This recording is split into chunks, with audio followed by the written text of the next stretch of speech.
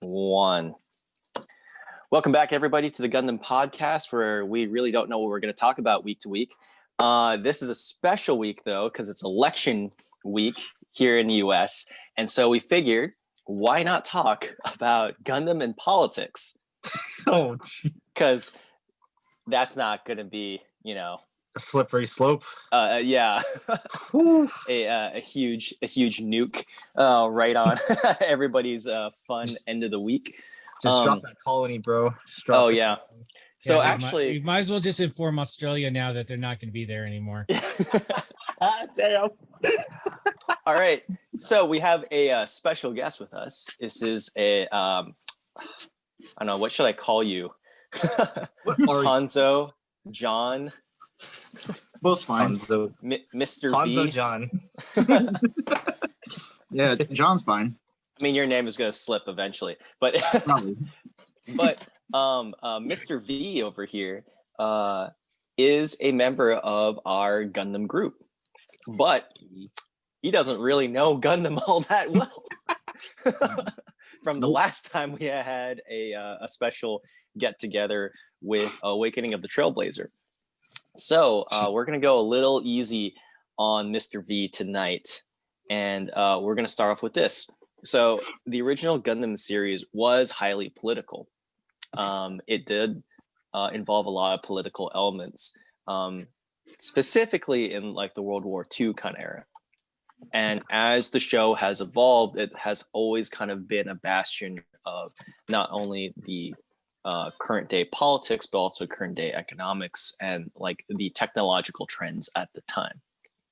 I don't know if this is what interests you in Gundam, Mr. V, but it has really been a huge influence for me and a great motivator, a great inspiration for why I keep up with modern day politics now. But I haven't really thought too deeply about the politics in Gundam, particularly. Iron-Blooded Orphans is probably the most familiar I'm with regarding Gundam politics. So, yeah, that's about the extent of my knowledge. I couldn't tell you much beyond. I guess I could tell you a little bit about Char's and that whole bit with his specials 1, 2, 3, 4, but beyond that, nah. So we learned from the last time we had you engage with our podcast that you mixed up a lot of Gundam lore. So could you explain? Yeah, he definitely has his own head canon for how Gundam lore works. So we can see whether or not you are talking about the right thing. So let's see, where do we start off with? Universal Century. Let's try, because that's like the main, not main, but like the more expanded upon universe. Okay. So Char, right? Char is his backstory. They did OVAs, I think it was, of the origin, his backstory. Yeah, Origin. Gundam Right. Origin. Yeah. Yeah. So what I know from that is essentially you've got people who are in one faction, the Zeon versus the Fedis. I don't remember the Federalists or Federation. Yeah. Is that what it is? Federation. Yep. No, you're Yeah, good, man. good. You're good. So Kudos for. Yeah. as far as I know, Char's is a new type, which is supposed new human being, right? They've got precognitive abilities, which makes them suitable for living in space, considering the physics of piloting mobile suits or Gundams. And so he's trying to create, from what I understand, a society for new types to live. And the Fedis don't want that. They want everything kept under their control, and they want as much power over everything as possible. And Char's essentially builds up a career with the Zeons, and then eventually takes control of the Zeon faction, and then he drops a colony.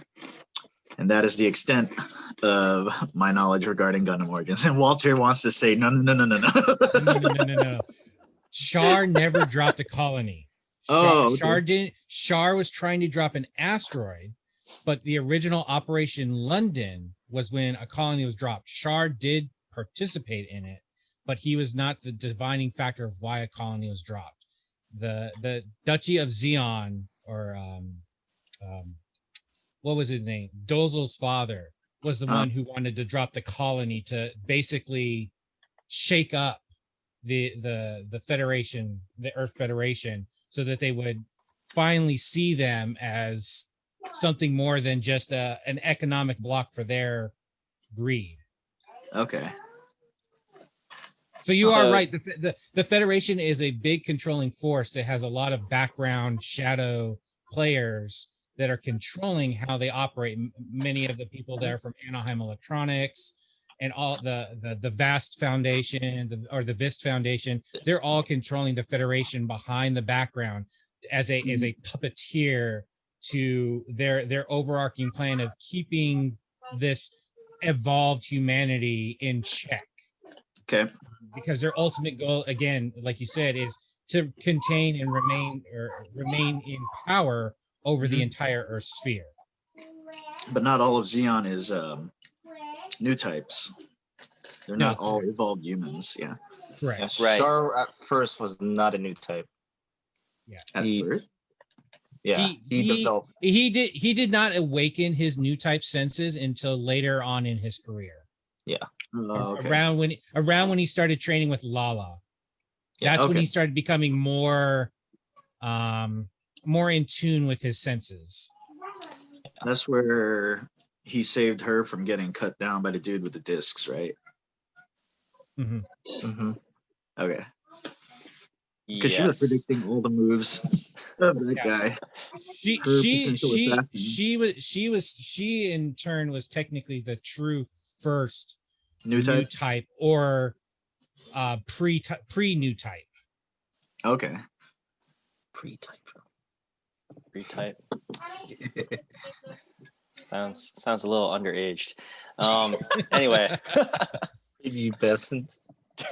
Let's not have the FBI come right now. Yeah, see, we gotta be 10 minutes in before we can start talking. But so anyway, Jan, the way I always had seen Gundam, and you can kind of see the similarities a lot, is that the first Mobile Suit Gundam basically is essentially World War II. You got the Gundam that's all in USA colors, the Federation that's essentially supposed to represent the United States. Okay. Fighting what is perceived to be the crazy, like, ridiculous enemy. The villains, if you will. Zeon, right? The Nazis. And basically they're the Nazis. You can see it on their emblems, you can see it on their helmets, you can see it in their Zakus, you can see it in their great territorial expansion, and then their sudden defeat later on. And then when you move over to the next series, you basically go into the Cold War, where you kind of have like an arms race sort of deal in like Zeta and Double Zeta Gundam. You have things where you talk about like the colony drops or potential colony drops of like Axis and stuff like that, where we talk about like crazy nuclear winter sort of deals. So you have this looming like dread of political forces trying to fight over power. But for the most part, the United States, or a symbol of the US, right, which was the Federation, it looked so almost squeaky shiny clean at the beginning of the Gundam series, now is a lot dirtier. You start to see like how the engine is just not that great, that they're pretty darn corrupt, that system doesn't really work.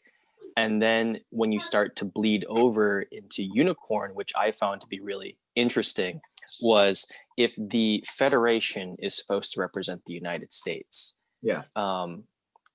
Now that you have another series that's coming out that is in the Universal Century, the way that they'll depict the Federation in this new rendition of Gundam is essentially going to almost reflect the Japanese view of the US in some ways, almost in Unicorn. So if I'm not sure how much you watched in Unicorn, right? But essentially, the Federation is this gigantic machine that is not really that great. And it's the cogs within that machine that is the primary vehicle for storytelling in the show. You'll kind of see this a little bit in the chats here and there, that there'll be people complaining about Unicorn because you're just creating a show to sympathize with the Zeon people or like Nazi sympathizers, that kind of thing. You don't really see it a lot, but because I'm pretty deep in like a lot of different mecha communities, you'll see that there are some people who really just don't like Unicorn because of this fact. Or you'll see a lot of people who really like the Zeon stuff, or the Nazi themed aesthetic, and it'll be like, oh yes, we want more of this, fantastic, like mwah! Like this is the piece de resistance, right? And it almost gets a little worrying, especially in like you see kind of like the sudden rise in like pro-nationalist people here in the US over like the last 8 years, and the presence of more like right-wing kind of people that sympathize with the Nazi angle. You see in parallel people who are suddenly like, oh man, Zeon's so great, and like, oh man, I need more Zeon attire. And then you're like, ooh, you know what Zeon represents, right? Like, that's a surprising number of Zeon model kits you're suddenly buying. So if you really take a look back at it, I think the problem that a lot of people see with that is they forget that a lot of what happened to the Federation was because of the Titans. It was the splinter cell within the Federation that took power, and they basically switched the entire. Again, it goes back to the puppet cells of the Federation. The Titans took power over everything, and it pretty much pushed the real Federation out. The agenda basically flipped because of the Titans. The Titans are the blue RX-78s, right? Yeah. Right. Mm-hmm. Okay. Yeah. The Mark IIs, yeah. It's like, ooh. So the outcome that we see a lot of the sympathizing that you're talking about is because of the atrocities. Again, you then have the person that was in the hero role basically become the villain. They commit the same atrocities that the Zeons were committing. They were gassing colonies. They were blowing colonies up. This is the same mentality that the Zeons were taking when they were trying to fight for their independence. So the analogy of the way how Zeon started as a very expansionistic, we want our freedoms, and this is what we see as the right person, yes, fits into the mold of how World War II Germany really was. The party that Hitler led was. And then when they got defeated and the Titans came around and just started rolling over the remnants and the remaining people of the Principality of Zeon, it just carried on the fact that there's always going to be some sense of corruption no matter what side you pick. So at the end of the day, when we get to Unicorn, it's just like the underdogs are truly the remaining, the Neo Zeons, the Char party of Zeons. That's who people want to sympathize with at the end of the day, the remnants. Yes. So when you watch the original Gundam, it actually paints the Federation not quite in a good way, but for Jan's explanation, Tomino is actually a pretty kooky guy. he creates some really interesting pieces of art, and they're not always fully explained. But a lot of the times when you write shows that are mecha, especially back in the day, they were meant to be vehicles for toy production. And so when Gundam came out, it was kind of a flop. But then they started selling a lot of toys. And then the Japanese forgot about what the show of Gundam actually was about. And they only thought about the toy aspect. And so when you watch things from Gundam to Zeta, to Double Zeta, Char's Counterattack, and the Unicorn, a lot of people kind of look at Unicorn and be like, "Oh shoot, what is this? This is ridiculous. This is crazy," right? Like, why are we sympathizing with these Neo Zeon people? But like Walter was saying, the main idea was to show that there's really no good people. Like, we all kind of just got screwed over. It doesn't matter what side you're voting for or you're going for. Like, just war's freaking terrible. Yeah. And then you'll kind of notice in a lot of these shows, especially with like the aspects where they kind of flesh out like the Titans. You probably heard of that a lot, Jan. You probably heard a lot about like Anaheim Electronics.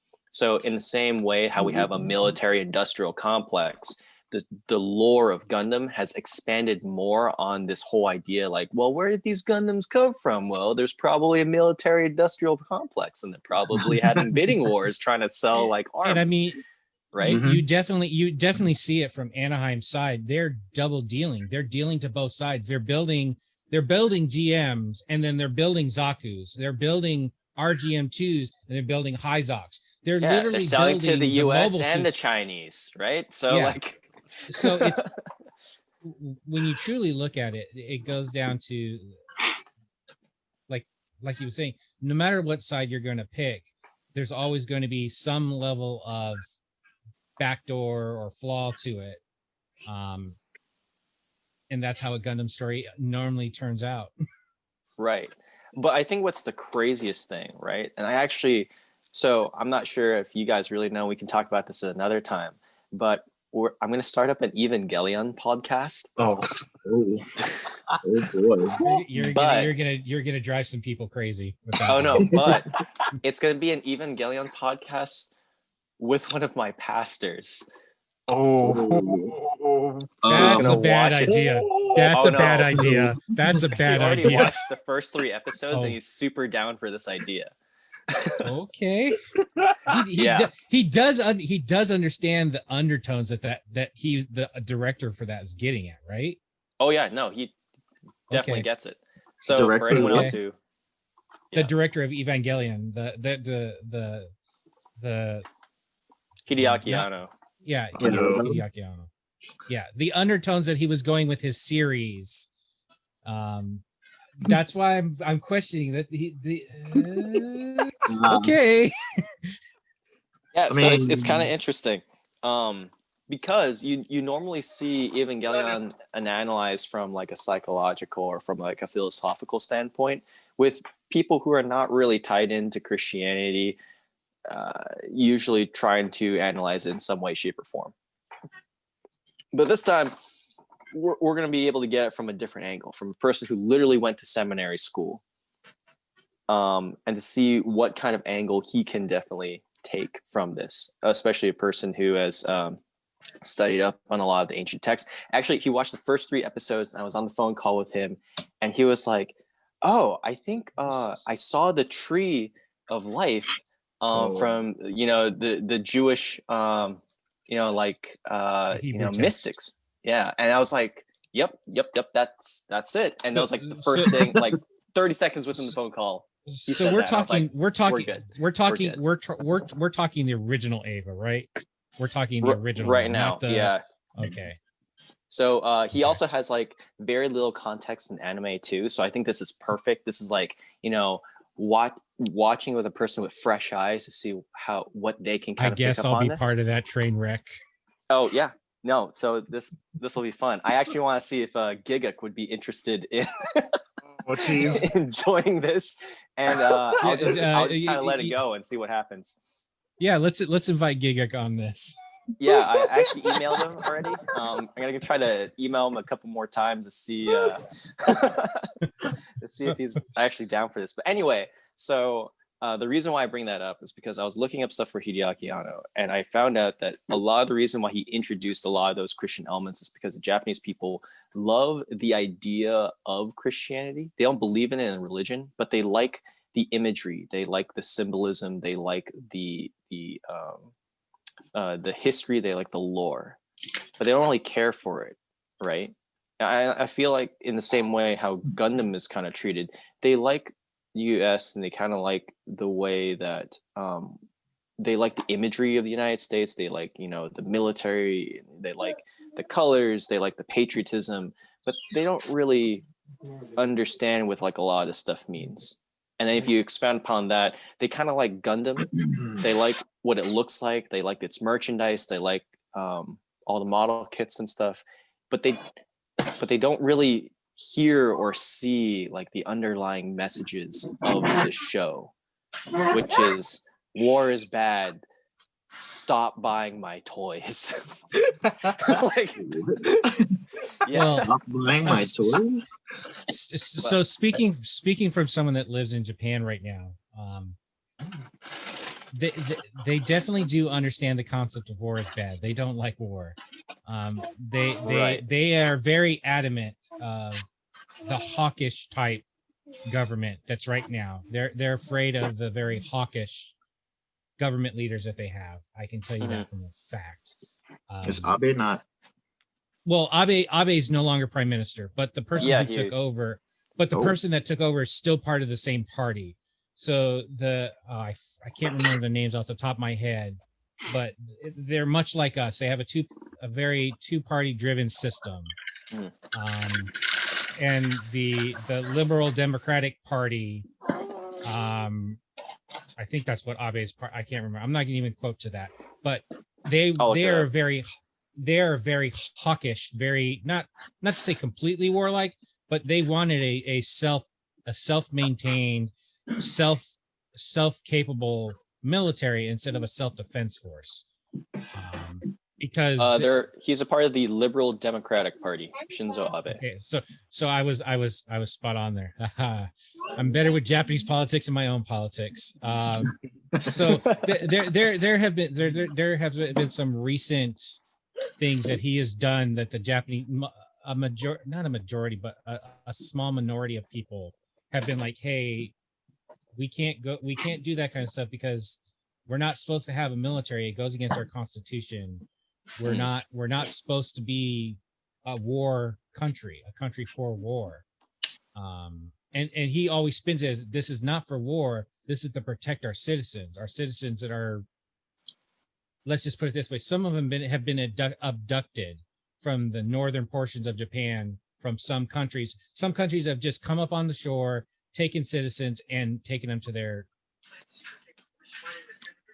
Yeah, like the Hokkaido area. So no, not just the Hokkaido area, the Sendai area as well.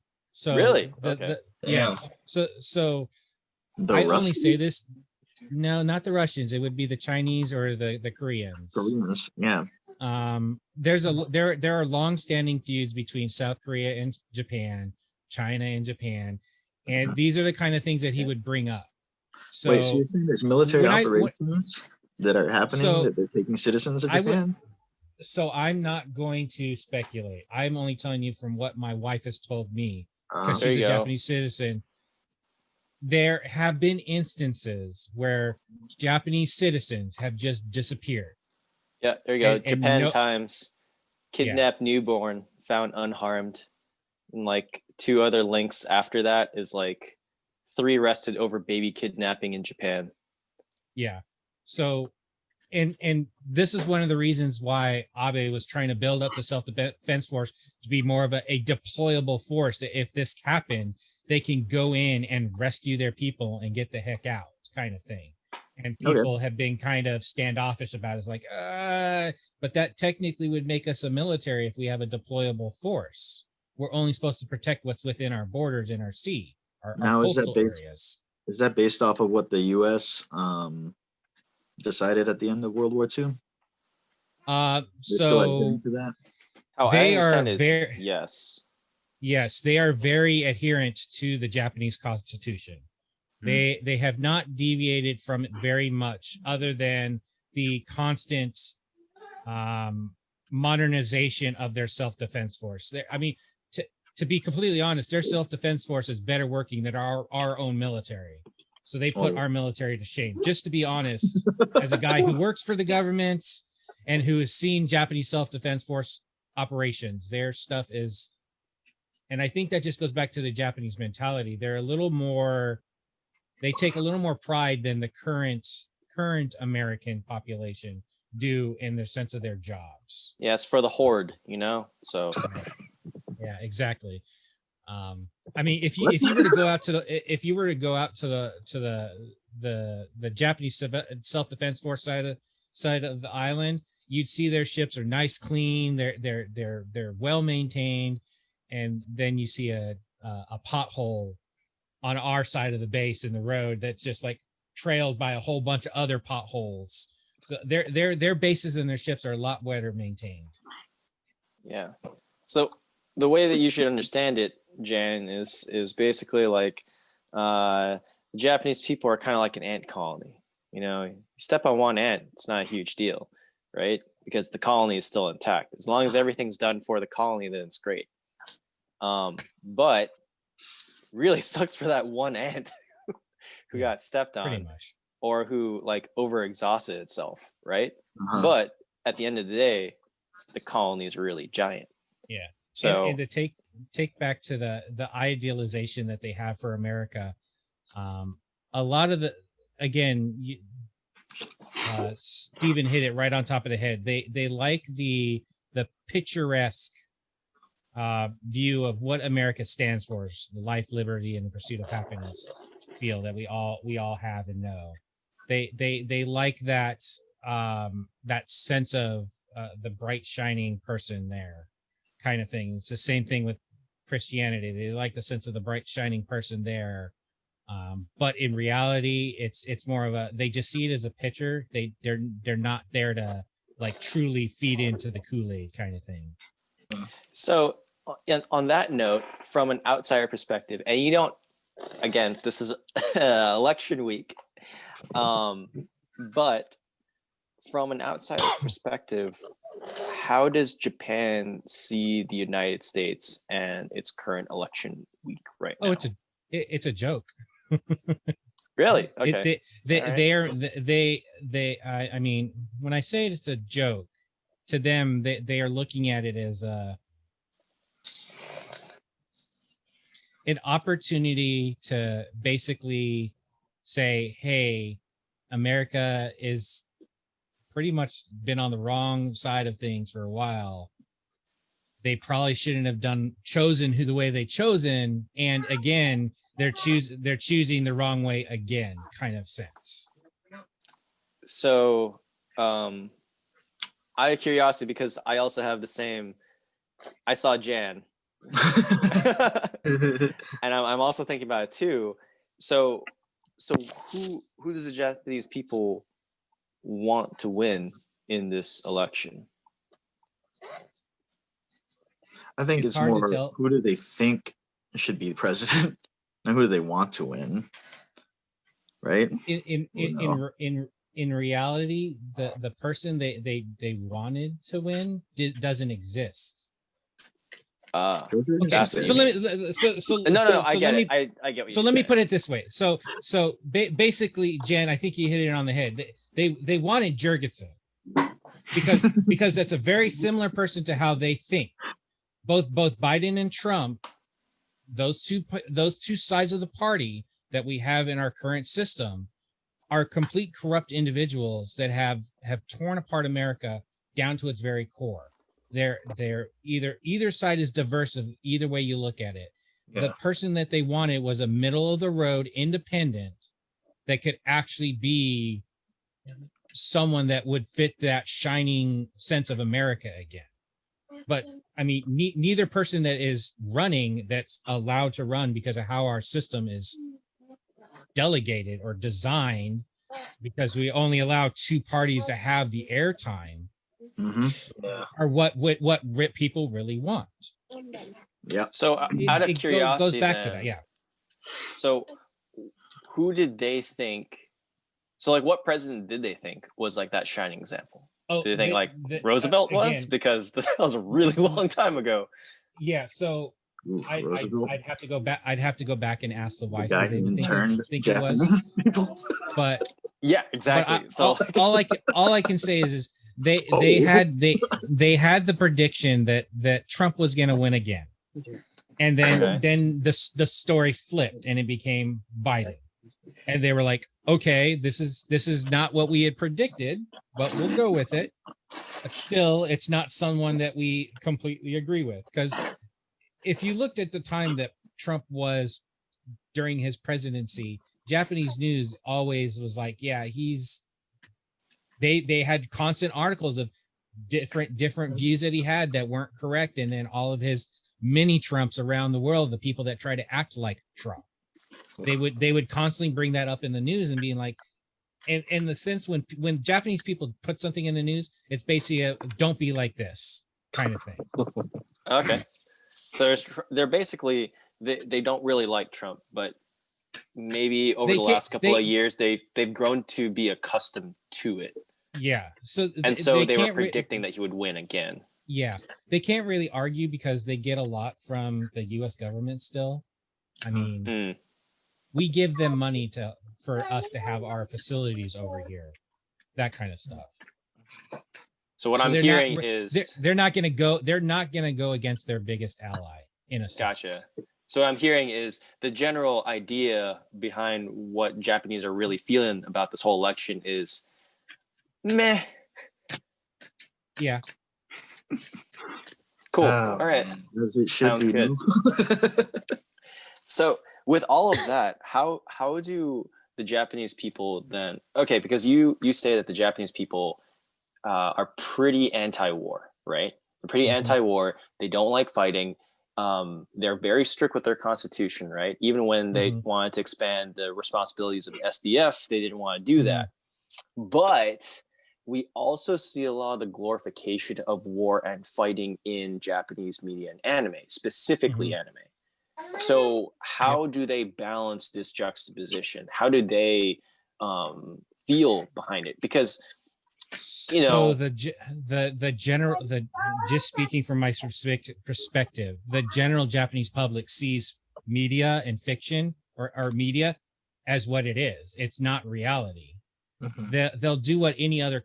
I mean, granted, they have the offshoots of people that really believe what they see in fiction as being true, but a movie, a book, an anime, all that stuff is shown as being someone's story that they're telling. They'll appreciate it as art, they'll like it as art, but at the end of the day, it's not their view. They will see it, they will consume it, but it's not going to be something they are gladly willing to do, kind of thing. Okay, interesting. So when you have like stuff like I forgot what it was, like a High School of the Dead. I remember there's that like one like gun loving otaku. There's always like that one gun loving otaku that will help out in like any post-apocalyptic anime situation. How much of that is a rarity? Would you imagine? That is extremely rare. Okay, because I feel like it's in every single anime I've watched in like the 2000s. So when I say that, they really like their airsoft. They really do like guns. They can't have guns. They can have a shotgun, but you have to have a special permit. You have to have gone to a class for it, and it's only for hunting. So at any point in time, it has to be at the local police office locked up. You can't. Wow. If you were to have it, if you were to wanting this to have it for yourself, you have to have a special permit. You have to have a literal permit from the government saying you are allowed to keep it on your premises. The only people that don't abide by those rules, of course, are Yakuza. So, I mean, they're the only ones that get away with having their own firearms. But the general public that would want a firearm or that have a firearm, most of the time it's held by the police. and if they want to take it out for a hunting exercise, because they're encouraged to go out and hunt and do sporting in a controlled sense, they have to get their firearm from their local police armory. Oh, interesting.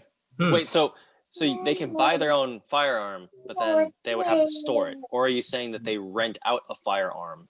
No, from you can purchase a single type of firearm, and that's Okay. a specific type of hunting shotgun. Once you purchase it and you have the permit to own it, it is then locked up. Oh, no. Well, they do. They technically bought it. I'm an avid supporter of the Second Amendment. They do own their guns, but it is held by the local police department. Okay. If we want to truly debate the sense of ownership there, we could go down that road. But they did purchase it. They use their own funds for the safety of for whatever sense of safety they believe in. They're allowing it to stay and be held by the police department. Yeah. I mean, this is a Gundam podcast, so Yeah. we could go down this route if you really want to. But what I'm basically hearing is that Jan's never going to live in Japan. Hey. I mean, So let me convince you, Jan. I'm an avid Second Amendment person. I have 2 rifles at home, and they're not here in Japan, but in San Diego, and I could live without them right now. There's no sense for me to have it right now, because the only reason why you would need them in America, and this is to be the complete honest, because America is unknown. We have so many unknowns and so many individuals that are willing to be selfish and take it upon themselves to do something selfish, that they're willing to bring the rest of us down for us to actually need the actual truest sense of what the Second Amendment stands for, is a means to protect the local citizens and the average citizen from either a very, what is the word I'm looking for, totalitarian government, or an enemy of the state, or someone that's just gone completely batshit crazy and started a cult that's spread across the entire United States. But over here, there is a sense of community that the average individual will not interfere or do something stupid to affect the rest of the community. That there's no reason for that. Granted, you've got the Yakuza and the crazy insane people that do still exist, but the sense of the sense reality over here that's not violent and stupid and selfish, there is absolutely no reason to own a gun over here. so what you're saying is a homogeneous society is better than a diverse one. I think that a society that welcomes all. Here, we'll do is a Race diverse and society. Gundam another podcast. So Yeah, I don't think that's that's actually talked about kind of in Gundam. That's basically the whole Gear and Zabi thing. Yeah. So I feel like, Jan, you should just watch the original Gundam and just extrapolate upon that, because Okay. I feel like that one is just like way more fun, because everything else is like really hyper commercialized. The original Gundam is just like, whoa, Straight to the point. there's a lot of stuff we can unpack here. Yeah. okay. I'll have to find it then.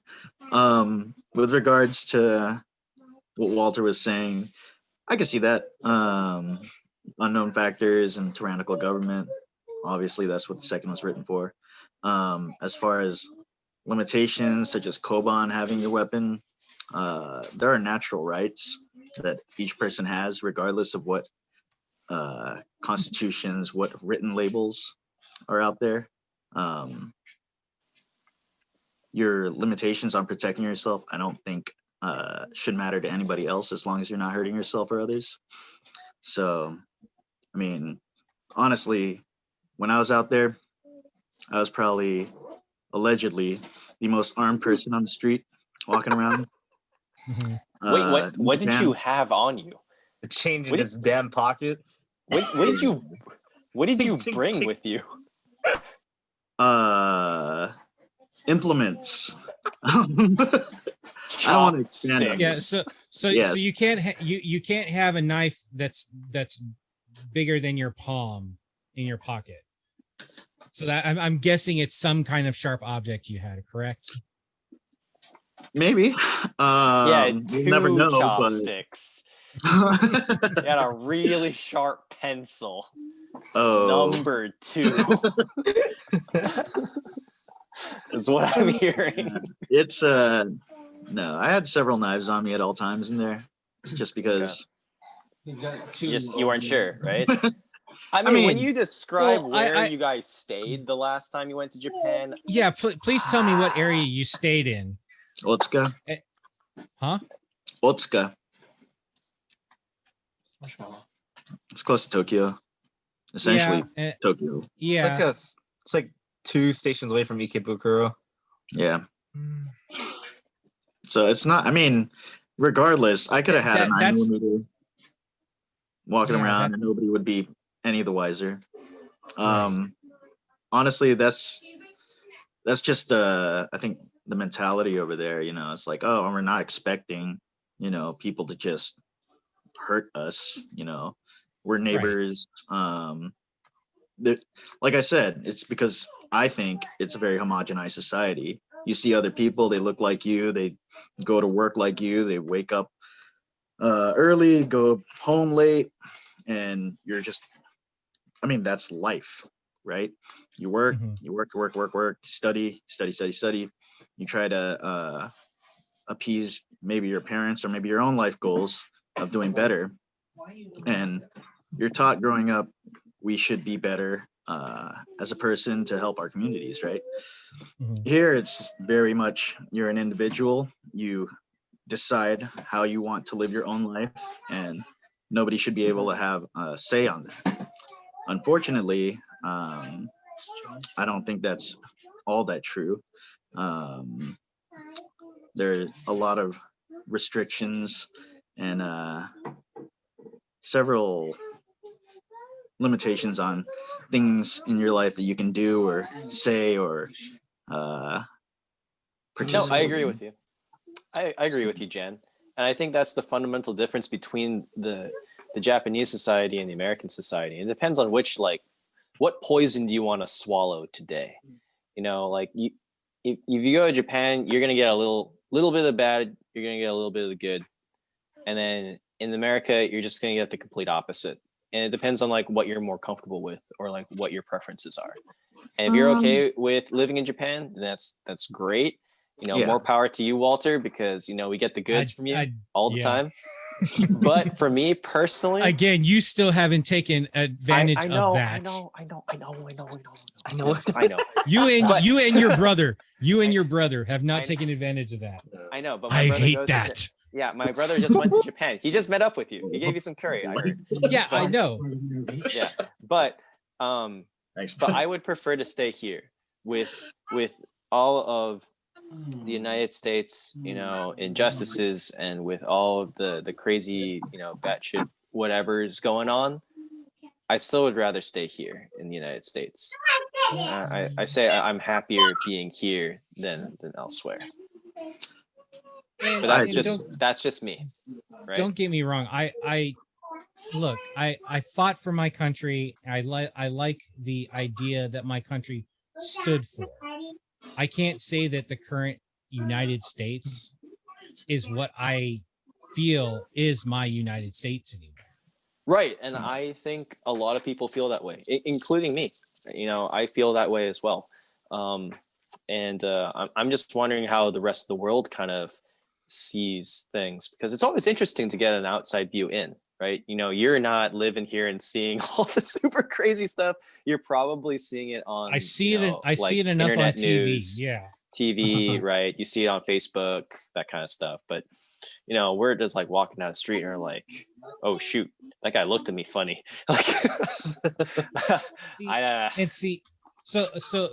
And with that, I get the stares from the Japanese people because I'm not the average Asian person walking down the street, but they don't look at me hostile. They actually look at me with curiosity. I have every time I've met a set of Japanese people or a bunch of Japanese people that are friends of Meg's or a new family, because I married into a Japanese family, they're asking me a shit ton of questions, and they're more curious than fearful. They're What's a the very most common- curious society. Yeah, what's the most common question that you normally get? What lifestyle I grew up with, how I grew up. Oh, okay. Because again, they see a picturesque view of America. They don't see some of the lifestyles of how. I mean, I grew up under a bridge. I joined the military. I've built a career for myself that a lot of them never experienced. A lot of Japanese people don't go through extreme poverty. They go through a sense of being poor, but then they eventually work themselves out of it. But there aren't that many that go through extreme poverty where they have no home to live in. We'll definitely have to ask you about that one and another podcast. Yeah. We can talk about going broke with Gunpla. That'll be another. That's an easy one. Just look at my collection of Gunpla that I keep buying. Snap. Backlogs. Brian, do you even have a backlog? You don't have a backlog. Hell yeah, I do have a backlog. You don't have a backlog. You Yes, have I like do. 2 kits. No, dude, I have a lot of kids. Hey, 2 kits is a backlog. 2 kits is a backlog. No, I have more than 2 kids. He's just saying I have 2 kids. Dude, I have sweats. You're gonna show off on that. Well, I don't know. Actually, Jan doesn't have a backlog. You don't have a backlog. I mean, I have unopened kits. Does that count? Oh yeah, never mind. That Yeah, definitely counts. that's a backlog. That definitely counts. I mean, are you even gonna build them, Jan? We'll see if I get bored one day and just have extra time on my hands, you know. But at the moment, I've got other things to worry about. So I'm sure if there were girls' frontline kits, you would build those. they're, I mean, they're real. Are they, Jan? Frontline Are they kids, real? man. in that one sense, you know, real life girls frontline. We were just talking about Japanese disillusionment, Jan. Yeah, there is a small subset of people that still exist that believe 2D is the better of 3D. Oh, okay. I guess nobody got that one. That's okay. Yeah, The 3D aspect of girls frontline is literally a gun. So I'm surprised you're not interested in that shit. No, I'm busy. I have some of those girls in real life. Yes. Sweats harder. Yeah. Are you still playing Girls Frontline? Oh yeah. Okay. It's taking up a lot of time. Trying to get your team progressing to further missions is really, really, especially when you don't have resources and you're trying to be free to play. So what you're saying is Yeah, you're the typical gotcha. Gotcha, I'm man. trying to not pay for this one. Good job, Jen. I'm proud of you. I haven't paid for mine either. There you go. Yeah, we can go through this gotcha hell together. Yes, please. The hell is truly just the grind. It's basically that. Yep. And being like suckered into wanting to spend money for a stupid banner. Yes. Because I think the hardest bit is that you're playing with like Brian and Dustin, right? Define with, because Well, We can't you guys are all exactly playing the be on game the together. same. I mean, we help each other out and stuff. Right, but you're all we can't. playing but you're all playing the same game. So like, for example, like I will never be in the situation where like Brian's like, oh shoot, I just got this like 17-star roll. Like stars. and then you're just like, oh That must man, be some new girl. now I want the busty 17-star girl. So they're like you keep on rolling. You're just like, oh man. That's when you go to Azure Lane. Oh, Yeah. jeez. But then for me, like I don't play the Gundam game with anybody else. So like I'll never feel like that, like, oh shoot. camaraderie. Well, no, I'll never feel like I I'm jealous enough where I'm like, oh shoot, I need to spend money on this game and like Mm. throw money at this. Like there's no opportunity for this scenario to happen because nobody plays this Gundam game. As far as I'm concerned, everyone dropped out of it except for me and Sunny.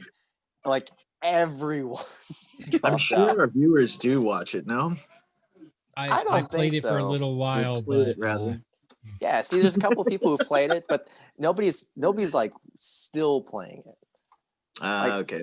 Even Matt played it for a really long time, and then he's just like out. He's just like, I spent so much money on this game and I got nothing. So There's your I'd rather problem. just spend money on Gundams instead. And I'm like, shouldn't have that would spent be money, man. that would be an interesting mechanic of a Gunpla game is to actually, hey, if you get to a certain amount, they'll send you a free Gundam. Yeah, QR code. Well, what we thought would be really cool But you is have like, say you have to buy, have gotcha that much. but no, like say you got like a model kit, right? Like say you bought like them MG Epion. And then inside of that, it came with a promo card where you can redeem like that suit. I think that would be super cool, or like a part of that suit, whatever. Oh, they But- did that for a few of the Japanese releases.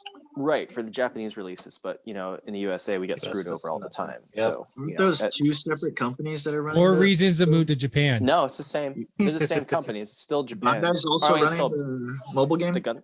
Yeah, it's Bandai Namco. It's just the video game division of Bandai.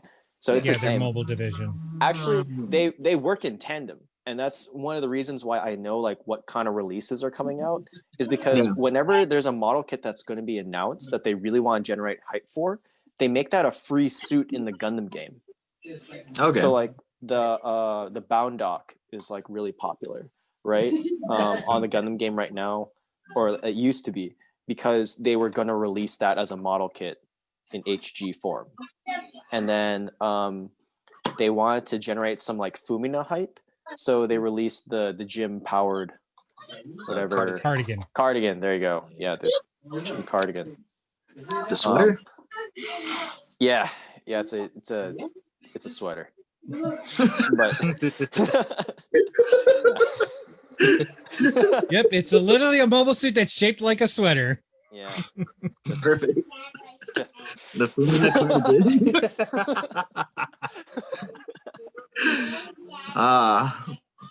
that's what Yeah. that is. I mean, they got Yarrow balls, right? Or is it Haro? Haru? Haro. Haro. yeah, horror. Yeah. Why wouldn't they have a sweater? Because it's not the same, Jan. Yeah. We really need to do a crash course for Jan. I mean, like a full-on crash course.